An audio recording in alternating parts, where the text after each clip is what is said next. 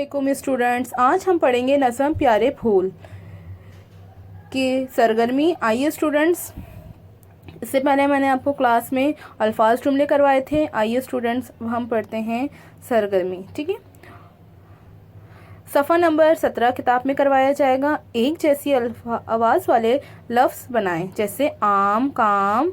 अब हम का क्या है? हम, कम, गम। जान, पान, पान, कान। बात, रात, साथ। स्टूडेंट्स, ये एक जैसी आवाज़ है। आइए मेरे साथ दोबारा पढ़िए।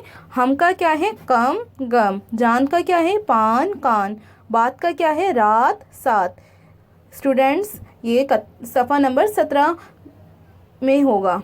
आइए स्टूडेंट, सरगर्मी फूल पर 4 जुमले लिखिए। ये कॉपी में करवाया जाएगा। अल्लाह ताला ने इस दुनिया में को खूबसूरत बनाने के लिए मुख्तलिफ फूल बनाए हैं। दुनिया में मुख्तलिफ रंग के फूल पाए जाते हैं। फूलों में सबसे खूबसूरत फूल गुलाब का फूल है। मुझे लाल रंग का गुलाब पसंद है। ओके क्लास, अब इंशाल्लाह हम अपनी न्यू क्लास में मिलेंगे। जब तक के लिए अपना ख्याल रखिएगा। अल्लाह हाफिज़ स्टूडेंट्स।